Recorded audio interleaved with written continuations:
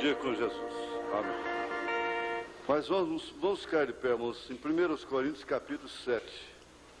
Nós vamos ler aqui.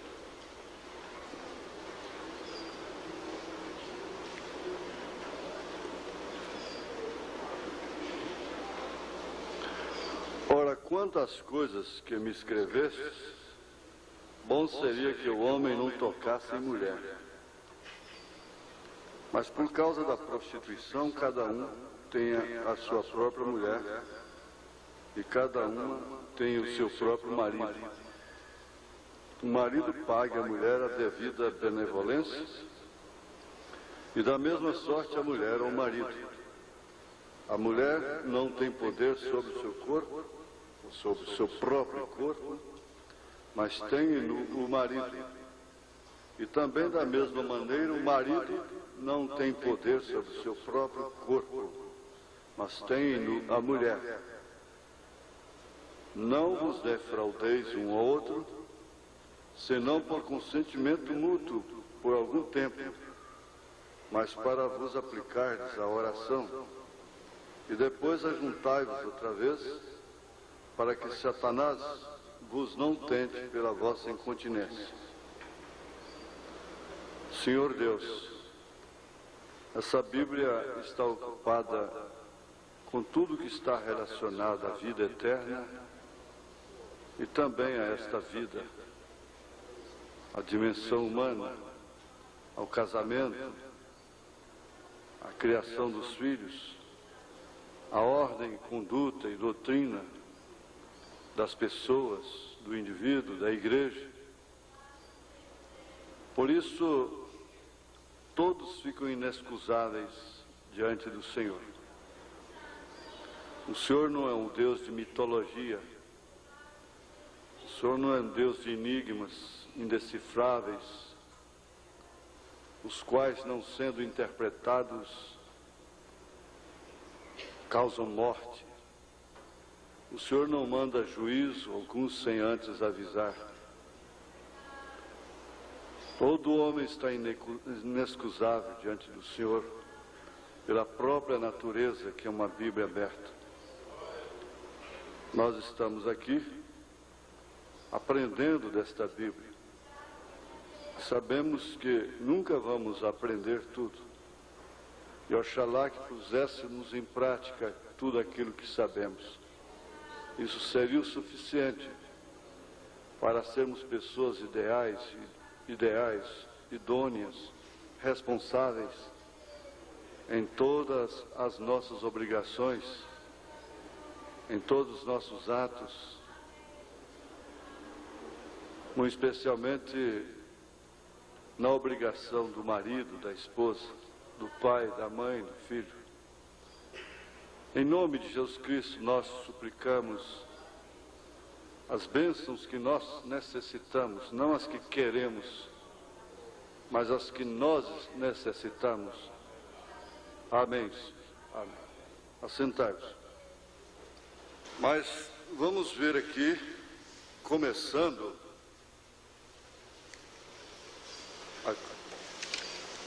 a continuação do nosso estudo sobre casamento, que está plenamente relacionado com o nosso rapto.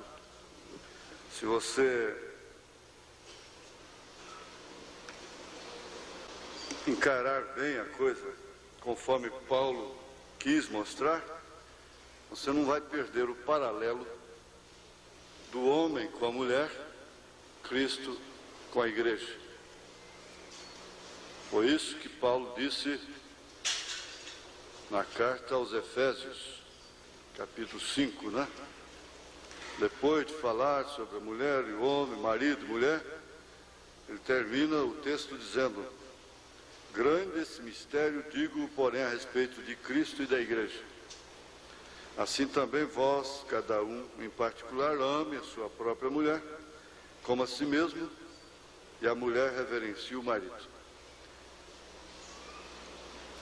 Às vezes a gente é tomado de uma vontade até sobrenatural de pôr as coisas em ordem, mas existem muitas coisas e pessoas que não permitem a gente pôr a vida em ordem. Às vezes um pai suspira para pôr a sua casa em ordem. Suspira, chora, se angustia, vai orar, separa, vê tudo que está errado, tudo que está certo. Mas quando chega em casa, compra uma guerra. E aí você vai desanimando até, às vezes enfraquece. Fala, como? O único meio que eu vejo de consertar a minha vida é parando isso. Mas a minha mulher não deixa. Os meus filhos não permitem. Mas meu marido não deixa, meus filhos não deixam. Como é que eu vou fazer? O profeta, uma vez, ele se sentiu tão encantuado que ele disse, olha, eu paro de pregar, eu saio do ministério e vocês ficam responsáveis pelas almas. Vocês vão ficar responsáveis. Naturalmente, aquilo veio causar algum temor, teria causado? Eu pergunto, não causou. Não causou conserto, nem medo em ninguém, nem temor, porque eles continuaram até hoje com a mesma coisa. E às vezes você pensa, bom, eu fazendo isso, eu fazendo aquilo, eu conserto a minha vida, a minha casa. Deus vai te julgar pelo desejo do seu coração. Mesmo que você não tenha conseguido aquele desejo, executar aquilo. O profeta disse que ele vai te julgar por aquele desejo ardente que você tenha de fazer aquilo, mas contudo não pôde fazer.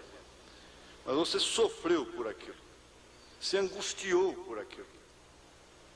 E ninguém melhor do que Deus conhece realmente aquilo que nós anelamos, desejamos ardentemente, como Pedro disse, Paulo também disse, desejando ardentemente aquele leite puro.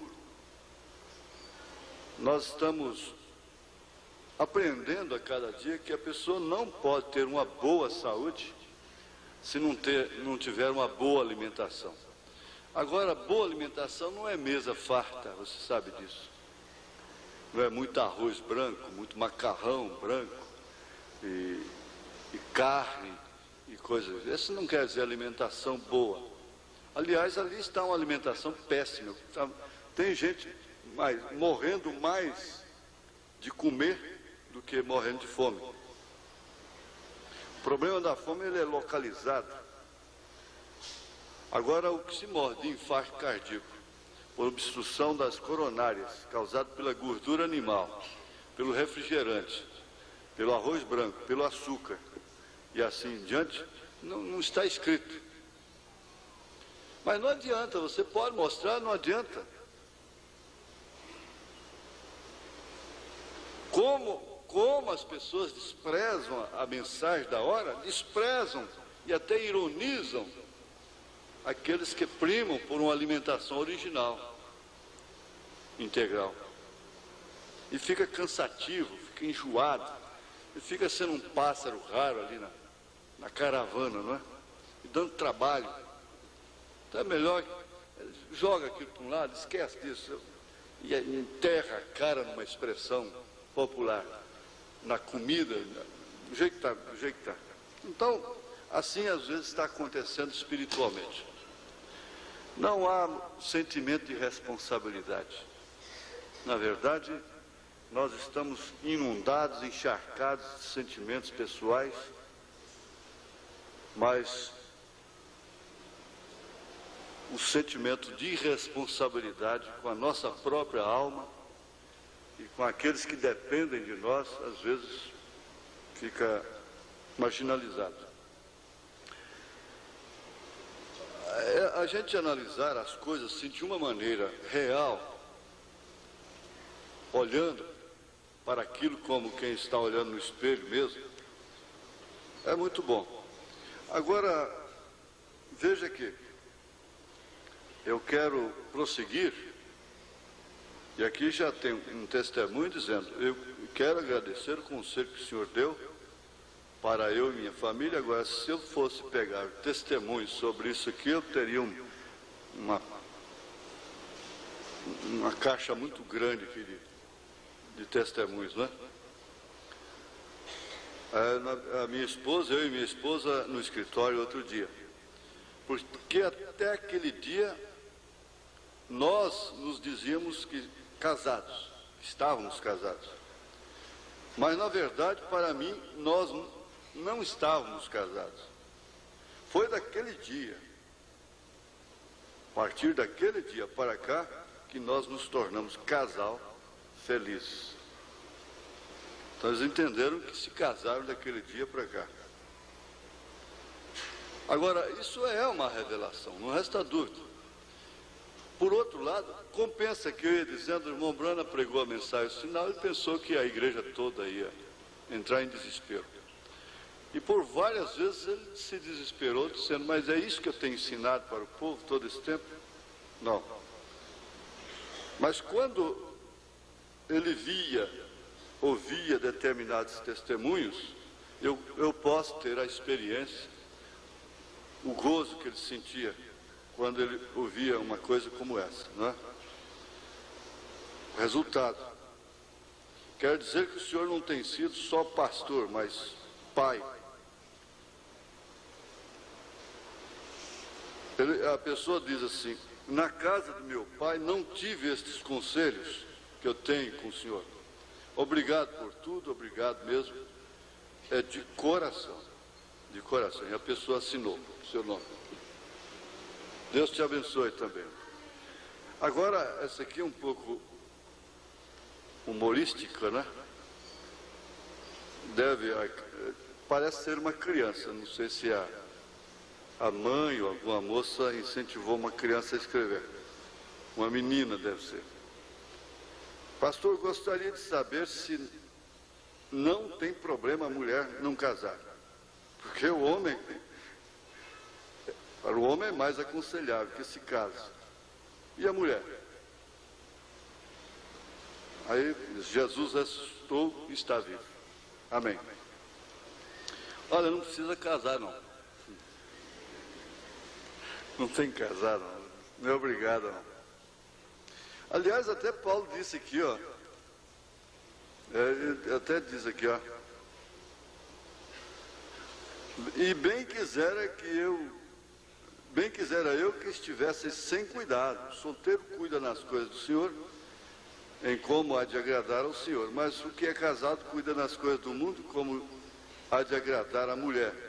A diferença entre a mulher casada e a virgem: a solteira cuida das coisas do Senhor, para ser santa, tanto no corpo como no espírito, se é verdade, né? Ele estava falando à igreja. Porém, a casada cuida das coisas do mundo. As coisas do mundo, ele quer dizer, as coisas naturais, né? Em como há de agradar ao marido. E ele disse: e digo isto para proveito vosso, não para vos enlaçar, mas para o que é decente e conveniente, para vos unirdes ao Senhor sem distração alguma. Isso quer dizer, é aquela moça que não se casa, mas se dedica a Cristo, a Deus. Ela vive orando e lendo, e não está queixando, porque às vezes até o semblante da pessoa é uma queixa, não é? Porque é uma lamentação, porque não se casou. Ela não está se dando por vítima, ela está cumprindo uma dedicação da sua vida a Deus. Mas se alguém julga que trata dignamente a sua virgem, se estiver passada a flor da idade, se não for necessário, que faça o tal que quiser. Não pequem. Não pequem. Casem-se. Quer casar, então pode casar, mesmo tendo passado a flor da idade. Todavia, o que está firme em seu coração, não tendo necessidade, mas com poder sobre a sua própria vontade, se resolveu no seu coração guardar sua virgem, isto é, sua virgindade, né? Faz bem, de sorte que o que a dá em casamento faz bem, mas o que não a dá em casamento faz melhor. Faz melhor. Então, é uma boa resposta de Paulo para vocês. Ainda dentro daquele assunto de sintomas tanto da parte dele como da parte dela para um casamento feliz ou não dentro da palavra. Sintomas legais, bem entendido, entenda, sintomas legais, objetivos, quer dizer, externos, coisa que a pessoa pode até manufaturar, e você vê, é aquilo que você vê, você não vê o coração. Então são, por exemplo, ele deve ser dizimista. O termo é, se você quer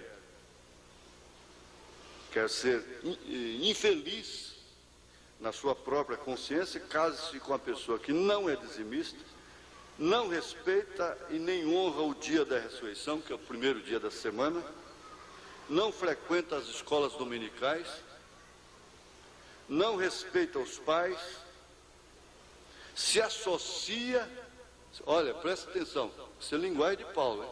Se associa e come com maldizentes, com pessoas, crentes de fronteiras, que vivem só condenando diáconos, condenando a igreja, preocupados com o dinheiro da igreja, pastor e com irmãos e coisas assim. Se associa e come com maldizentes. Você vê uma moça que dormindo na casa dessas pessoas, ela não vai dar uma boa mulher, não. Pode sair fora dela, comendo com essas pessoas. São crentes de fronteiras.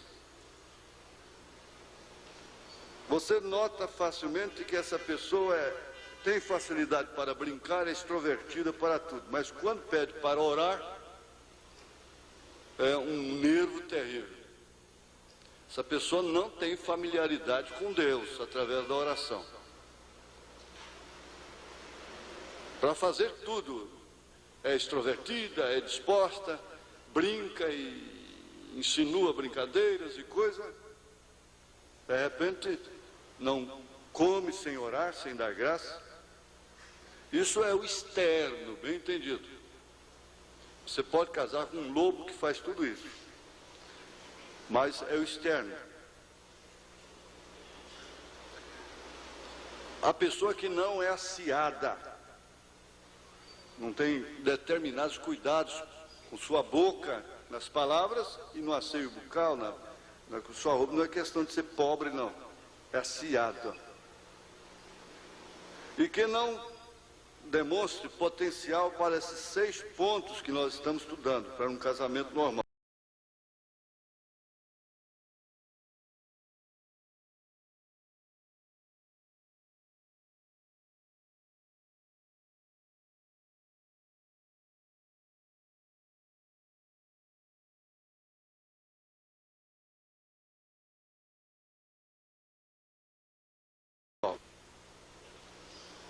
Aí eu vou me casar, mas assim, minha vida tem que ser intocada pelo marido, pela mulher. Olha, o casamento, Paulo disse aqui, que ele vem satisfazer uma condição biológica, que é por causa da prostituição. Então o cristão não precisa, não tem porquê, o homem não tem porquê se prostituir, a mulher se prostituir, não é? Não tem porquê, porque ele tem uma esposa, ela tem um marido, então não há necessidade, não há incontinência para aquilo, porque nós lemos aqui, não defraudeis um ao outro, senão por consentimento mútuo, por algum tempo, para vos aplicares a oração e depois ajuntares outra vez, para que Satanás vos não tente pela vossa incontinência. Você nota que não tem nenhum fanatismo aqui, nenhum excesso. Então, o pastor Adalto, ele gostou demais. Hoje está rodando aquela fita de domingo lá, em Minaçu, o Gurupi, parece. Eu ontem estive com ele em Minaçu. Então, ele enfatizou muito aquilo sobre espiritualizar o casamento, que muitos fazem, caem em extremos. Então não pode tocar um no outro. Isso é errado, porque o casamento já veio por uma ordem biológica desde o Éden. Osso dos meus ossos, carne da minha carne. Não é bom que o homem esteja só, etc, etc. Agora, o amor. Aí nós pegamos, foi a estatura do varão perfeito, parágrafo 15, não foi? E vocês estão bem familiarizados, é um termo que eu estou usando demais, mas não dá para desgastar, cansar. Familiarizados quer dizer conscientizados, conhecendo bem aquilo, que não se deve casar sem esse amor, porque isso aí atinge a parte psicológica da pessoa. Então não é uma atração, não é por conveniência, não é por vontade dos pais, não é de terceiros, não é? É por amor acompanhado dessa atração. Veja que isso aqui não são 6 itens, mas é um item composto de vamos dizer, 6 requisitos, não é? Imprescindíveis para um casamento normal, bem entendido. Nós estamos estudando o casamento normal e o casamento neurótico, que pode ser duradouro também. Então, veja lá, que Davi fez um casamento neurótico com a filha de Saul. Ele não teve como ir ao fim. Você não tem que ser entregue a esse tipo de coisa. Por quê? Porque o amor sana. O amor, ele cuida da parte psicológica do casamento. A mulher tem que ter condição psicológica para enfrentar o dia a dia no lar. O homem também. E, por fim, os próprios filhos. Que o casamento neurótico atinge os filhos. Porque eles crescem vendo e sofrendo aquela influência negativa, não é? Então, por isso, quase todos eles se tornam iguais, a menos que venham para a igreja e Deus faz isso que fez aqui. Ora, fidelidade, lucidez, sinceridade, sentimento de responsabilidade. Agora, é muito fácil, gente, vocês entenderem, as moças, os rapazes entenderem que às vezes a pessoa não tem um potencial. O potencial é ter uma semente. Você carrega um pé de jatobá, uma mangueira enorme, no bolso. Você tem aquela mangueira potencialmente na mão, quando você está com a semente daquilo na mão. É o potencial, aquilo é o potencial. Jesus tinha lá o potencial na mão daquele rapazinho, 5 pães ou 5 peixes e 2 pães, ou 2 pães, eu sempre fico na... 5 peixes e 2 pães, não é? Hã? 5? 5 pães e 2 peixes. 2 peixes, né? Então aquilo era o potencial para fazer a multiplicação, entenderam? Quer dizer, a moça, o rapaz tem que ter o potencial dessas coisas. Quer dizer, a atração biológica, né? O amor, a fidelidade, a lucidez, a sinceridade, o sentimento de responsabilidade. Porque depois você fica cobrando uma pessoa aquilo que ela não tem. Você tem que exigir antes. Está bem isso? Ela não tem como. Se torna uma ignorância exigir de uma pessoa determinada lucidez. Mas como é que você vai exigir determinada lucidez daquela mulher? Quando quis casar com ela, você não fez questão de nada, passou por cima de tudo. Quando você quis casar com aquele rapazinho, você não importou com nada, passou por cima de tudo, não esmerou nada. E agora? Agora vai cobrar? Antes de você se comprometer, você não exige nada. Depois que se compromete, aí vai exigir. Ora, então, essas coisas aqui, elas estão, esses requisitos, formam um item imprescindível, necessário para um casamento normal, bem entendido. Eu encontrei uma pessoa, depois que nós tivemos esse estudo lá em Brasília, em síntese, lá não foi assim, descansado, como nós estamos fazendo, não é? Ele disse, olha, o meu casamento é um casamento neurótico. Ele pôde ver a coisa de perto, encarou. E ao ver, então ele pode ajudar-se a si mesmo, pode ser ajudado, não é? Agora nós vamos dando sequência, analisando aqui esses requisitos, da maneira técnica, como está aqui, atração entre os sexos. O amor do casal, ele é constituído inicialmente, preste bem atenção, inicialmente, da interação que se estabelece em nível físico,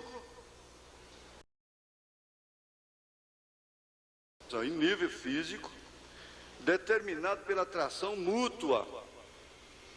Olha, isso é uma verdade. Você passou por tantas moças, às vezes até mais bonitas, rapazes, até mais elegantes, coisa e tal, assim, mas houve uma atração.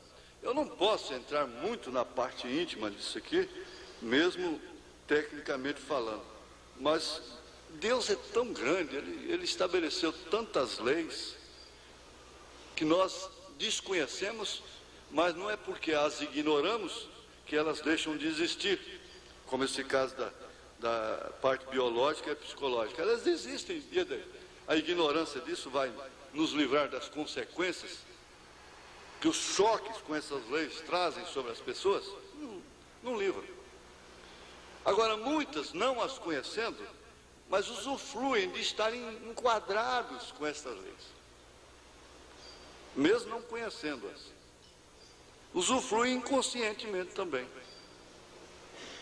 É a mesma coisa se você fosse levado aí numa altura qualquer e você nem soubesse, pelo menos, o que é um paraquedas.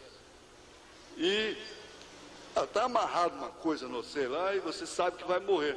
Mas de repente o paraquedas abre e você vai descendo lentamente e de repente você está lá no chão, sem morrer, sem se quebrar todo. Você não sabia daquela lei, mas ela te protegeu, porque ela existe. Não é verdade?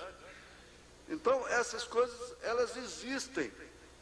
Ignorá-las não quer dizer que nós estamos perdidos por isso, mas nós sofremos consequências que às vezes são irreparáveis. Então, deve existir essa atração física, e você sabe que existe. Não adianta você querer espiritualizar. Às vezes tem uma moça que é um caráter excelente.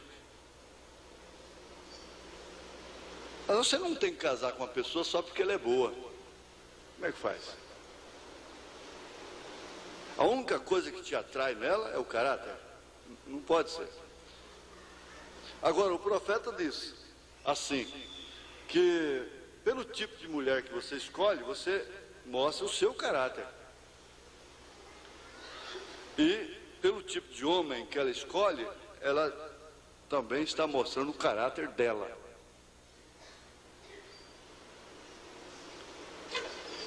E então isso aqui não estabelece aquela espiritualidade no casamento, que sendo boa, tudo bem. Mas não existe atração nenhuma, exceto ela ser boa, ser trabalhadeira. Você diria, bom, esse é um dos requisitos indispensáveis. Eu jamais me casaria com ela, mesmo tendo atração por ela, se ela não fosse de bom caráter, se ela não fosse trabalhadeira, se ela não der conta do recado, né? Eu não vejo condição nela, eu tenho uma atração por ela, mas eu não vejo condição nela. Eu tenho uma atração por ele, mas eu não vejo condição nele que o meu íntimo exige. Então, se torna uma coisa, por isso que o profeta disse, todo tanto que você orar, é pouco. Você pode comer muito, falar muito, mas todo tanto que você ora sobre o casamento é pouco. Agora, veja, ele é uma das condições necessárias para a felicidade intercambiada do casal, porém não é a condição suficiente, essa atração mútua. Ela não é tudo, não resta dúvida. Ela vem preencher exatamente 1 Coríntios 7, de 1 a 5 aí. Exatamente isso. O diálogo sexual não esgota as outras formas de diálogo geral. Eu gosto desse estudo por causa disso. Ele não choca com a palavra de Deus, não choca com a parte espiritual da igreja, do crente.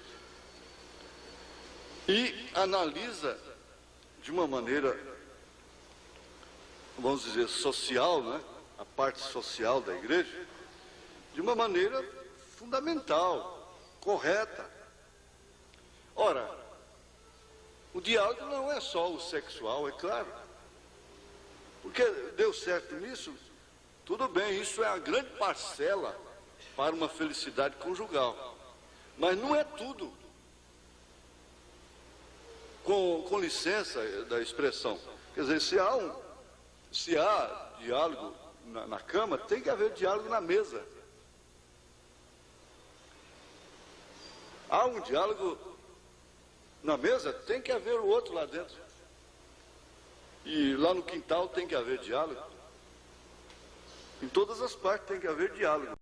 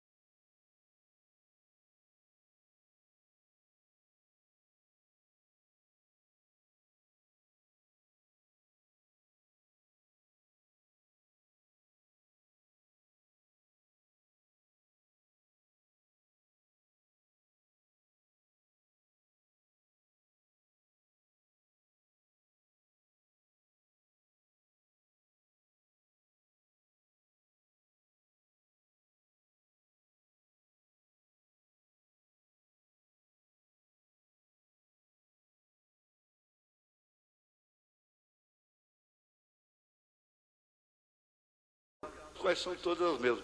E quando você vai comer, o que que é? Hein?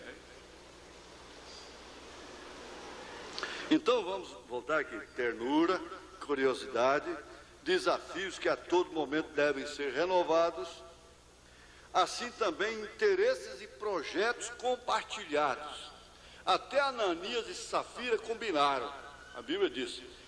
Na verdade foi para mentir, foi para morrer, mas eles estavam bem casados, aqueles dois. Morreram juntos, pela mesma mentira.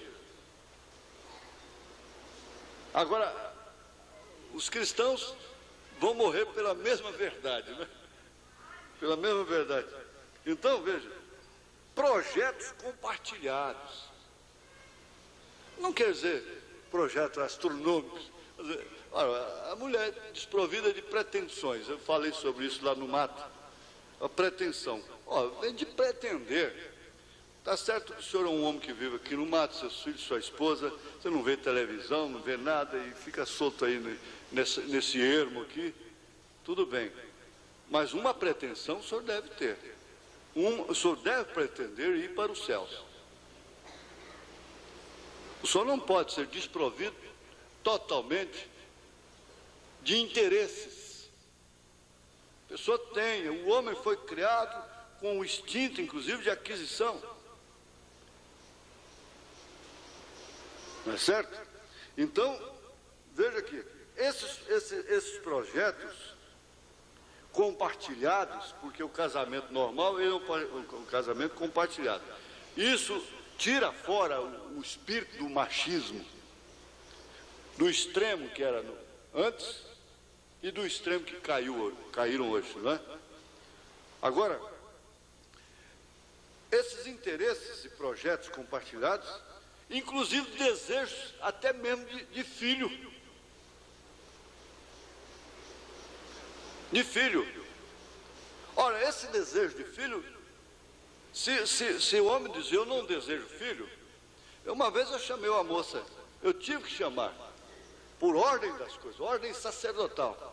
Eu disse, você deseja ser mãe? Ela disse, claro. Então eu não faço o casamento com esse rapaz, porque ele não deseja ser pai. E o homem que não quer ser pai,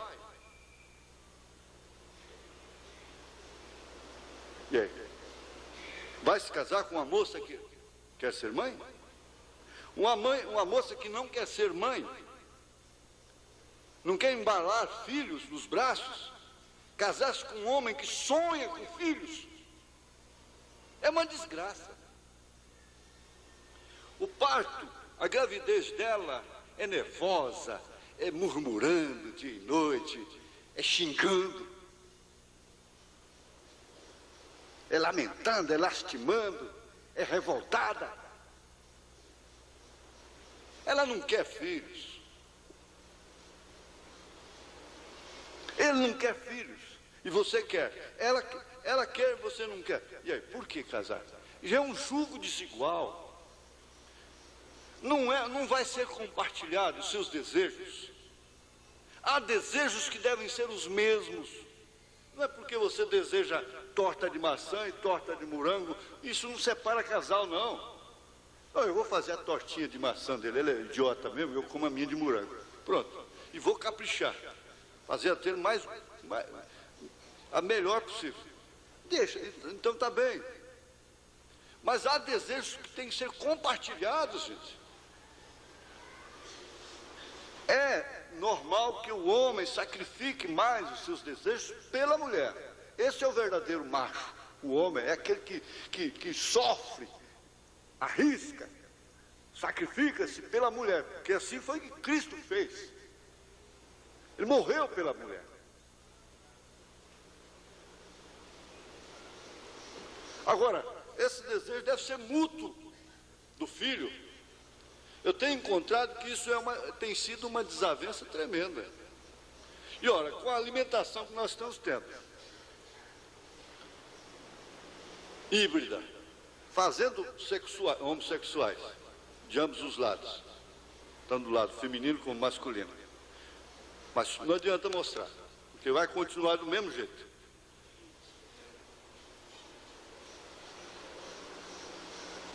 esse tipo de coisa que nós estamos enfrentando de ordem espiritual, ordem moral e ordem física, biológica, psicológica, o que é que se pode esperar?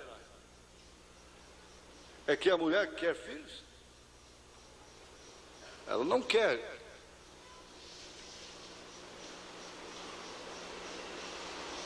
E ela já está pensando agora, por último, já estão, está sendo uma opção a tal da cesariana, uma opção para evitar, não sei, determinados cumprimentos da sentença de Deus lá no Éden, que tem muito a ver até com o caráter da criança depois, o nascimento natural. Agora, por que hoje tantos casos já tem que ser intervenção cirúrgica? Há muitos casos que são obrigados. Damos graças a Deus pela medicina fazer isso.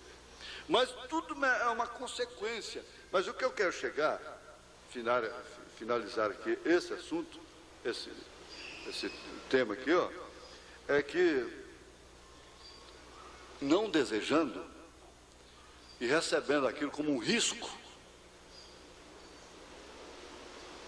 eu não posso entrar mesmo. Mas vocês entendem, vocês casados entendem, vocês sabem que o relacionamento entre marido e mulher com preocupação para não ficar grávida, você já entendeu, né? Aquilo joga coisa por terra. E aquela preocupação, aquilo causa nervo, aquilo estraga toda a hora íntima, aquela preocupação, cuidado. Você entende?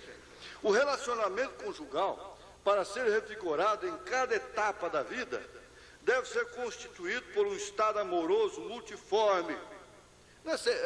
Você não pode, de maneira alguma, é natural você ver um casal que recém-casado e que está trocando comida na boca um do outro e tal. Depois aquilo é natural, que não vai acontecer mais, é normal. Está agarrando a vista de todo mundo, não precisa disso não, mas depois então aquilo vai. Quer dizer, é um posicionamento multiforme, equilibrado. Nós vimos o equilíbrio no estudo passado. Ali é que vai mostrar que realmente o casamento é normal, é com o tempo.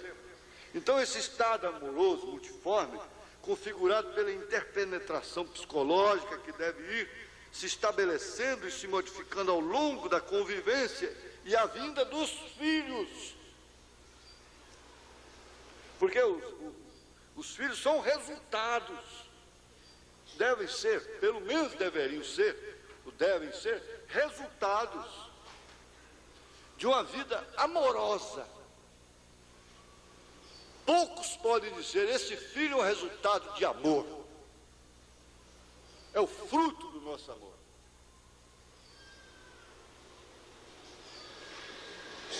Como a coruja disse para o gavião, você não come meus filhotes porque ele é fruto do meu amor. Não come não, você promete? Ele prometeu. Ele ficou assim, quebrantado. Eu prometo, eu não vou comer seus filhotes. Então ele falou, agora como é que eu não vou comer os filhotes da comadre coruja? Bom, eu vou fazer o seguinte, eu como os mais feios que eu encontrar. E comer justamente os da coruja, porque a coisa é horrorosa de feia.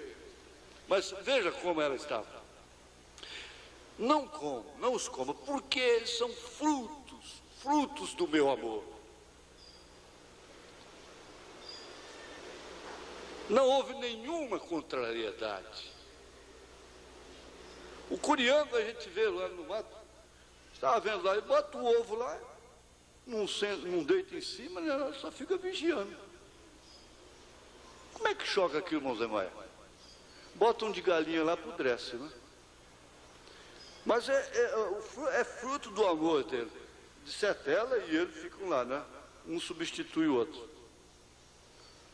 Só de olhar choca.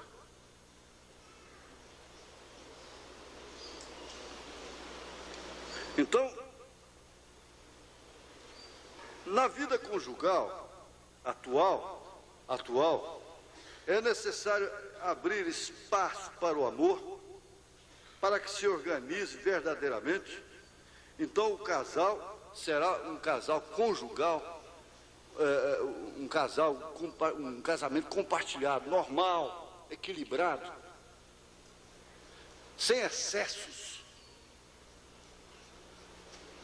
sem variedades. Para a solidez e duração da união conjugal, tão necessária nos dias atuais, o caminho é amizade, amor. É mais seguro. Esse, ninguém pode, porque amizade, você sabe, amizade é uma das melhores coisas que existem quando essa amizade é realmente bem aplicada, é mútua, é recíproca, é no espírito cristão. Agora, não se dá um casal normal se não são amigos. Um amigo quer o outro para todos os momentos. E nós já aprendemos lá atrás que ela fica fazendo parte da sua subjetividade. E como foi lembrado Pedro dizendo que o homem coberto no coração, mesmo estando ausente, ela está presente. Mesmo estando ausente, ele está presente, porque ele está nela, ela está nele. Digo, porém, a respeito do mistério de Cristo e a igreja. Ele está nela, é o mistério tríplice: Deus em Cristo, Cristo na igreja e a igreja no reino restaurado. Essa vida conjugal aqui é um natural que fala do espiritual.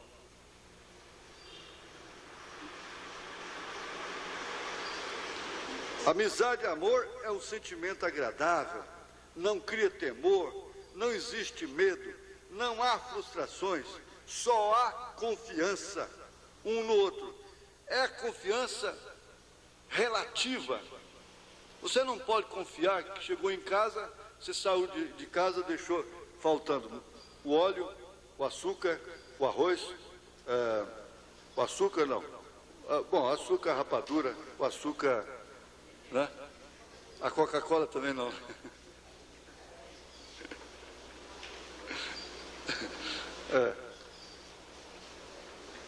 Como é que vai ser? Você pode confiar? Aí, Moisés, você chega em casa, saiu, chegou a mulher, já conseguiu açúcar, arroz, feijão, batata, cebola. Bom, eu confio nela. Ela tem que confiar no você. Ele vai trazer o óleo, ele vai trazer o feijão, ele vai trazer o arroz, não é? Ela é relativa, essa confiança. E sabendo que ela é humana, sabendo que ele é humano, que nós estamos dentro de uma dimensão humana. Então, dentro desses limites, ela é absoluta, ela é completa. Então não cria temor, não cria suspeita. O amor, veja, agora Paulo diz aqui, ó, ele não se porta, ele é sofredor, ele é benigno, ele é caridoso, ele não é invejoso, ele não trata com leviandade, não se ensoberbece, não porta com indecência, não se porta com indecência, não busca os seus interesses, não se irrita, não suspeita mal, não folga com a injustiça, mas folga com a verdade. Ele tudo sofre, ele tudo crê, ele tudo espera, ele tudo suporta. O amor nunca falha.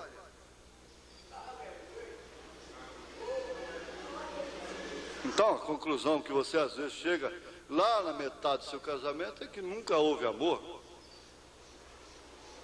Na verdade, com essa característica, esse ouro desse quilate, né?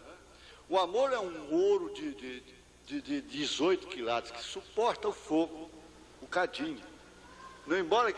Muito embora ele tenha escórias, mas ele passa pelo fogo.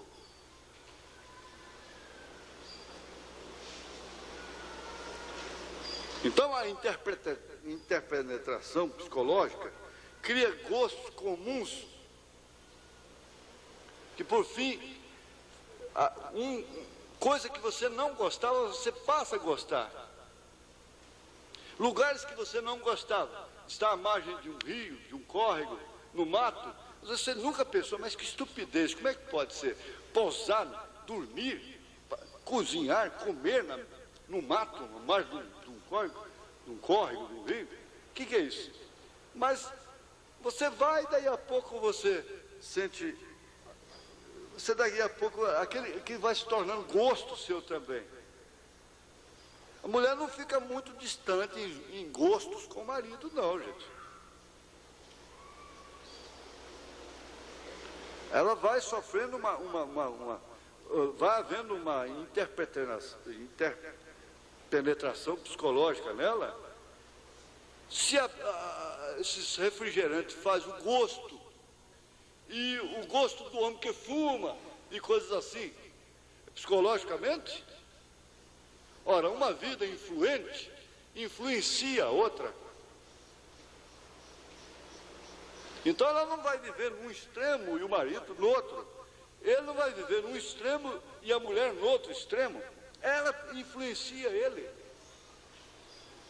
Ela revigora os seus ânimos.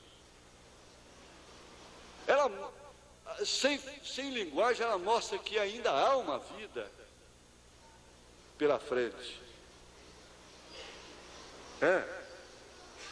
Então, afinidades em diversos planos, centros de interesses e terrenos de entendimento comum, tornando possível encontrar-se, depois reticência, encontrar-se também, de um modo geral, fora da cama.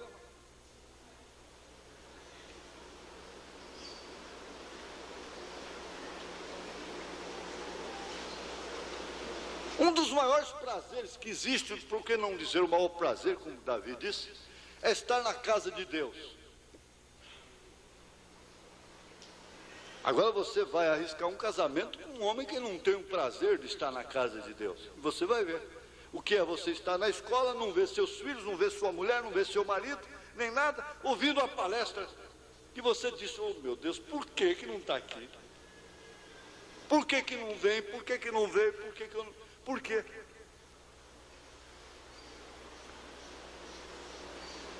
Esse amor de Cristo interpenetra esse gosto comum de Deus, do Espírito Santo, na sua igreja. E é isso que acontece em casa. Isso não é mais a violência, mas elas começam a variar, divergir, começam a dividir os seus gostos com o mundo.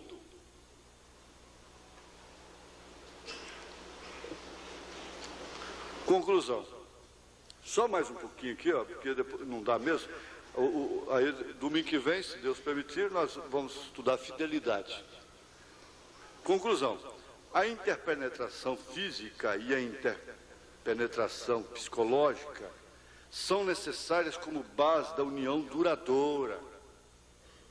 Você precisa conservar isso. Botar água no pé dessa árvore, senão ela morre. A árvore tem que ser regada, tem que ser molhada. Por isso que Rebeca teve um casamento bom, porque ela começou pela água. Ela casou com o amor que era Isaac, filho da fé, que era Abraão. E a primeira coisa que ela fez em direção do seu casamento foi dar água para os camelos, para o mensageiro de Abraão. Aí que o irmão Branham disse, você precisa regar o Espírito Santo na sua vida.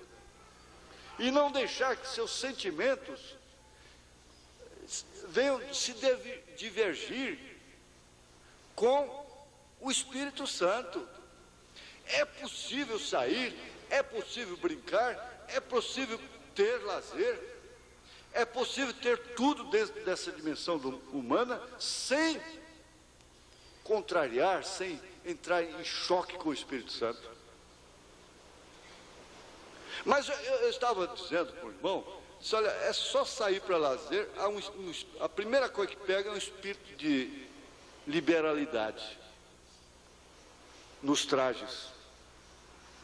Então ele já acha que já pode ficar com um calçãozinho imoral no meio de irmãs, de mulher. Ela já acha que já pode pôr biquíni. Porque uma mulher não anda de biquíni na avenida, mas chegou na praia, estando na praia pode. Não é verdade? Então cai um espírito de liberalidade que choca com o Espírito Santo. Não quer dizer que você tem que estar lá no mato de gravata, paletó. Espera aí. Mas em todo campo existe uma coisa mais decente, uma bermuda, uma coisa, corta uma calça jeans ali no joelho, e não fica aquela coisa imoral ali no meio das irmãs, das moças, seja quem for. É isso que tem que ser feito. É exemplo apenas, isso não é picuinha, não é exemplo apenas. É exemplo que todo mundo pode ter prazer, lazer. Irmão Brana estava lá na barraca brincando, até arremedando, bêbado. Um garrafão de vinho assim, ó, brincando, sem camisa.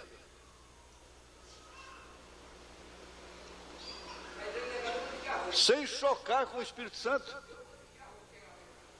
É, né? Amém. Tudo bem. Então, ninguém se basta a si mesmo. Ninguém. Você está pensando que você se basta a si mesmo? É a dois.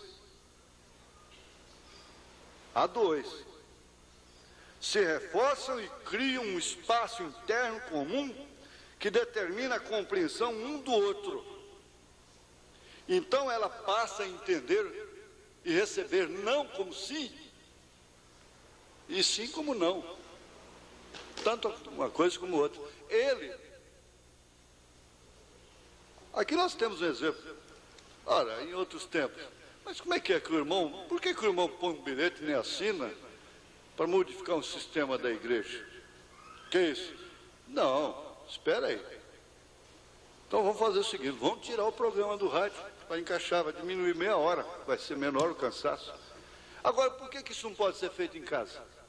É porque até uma criança, gente, a criança falou uma coisa que é certa, por que não? Por que não? Só porque ele é criança? Depois cede em coisas que não devia ceder. Ora, porque ela é mulher, então não pode emitir suas opiniões. Então, veja, chega a um ponto, determina uma compreensão tão grande um do outro, que o não do outro é o seu não. O sim do outro é o seu próprio sim.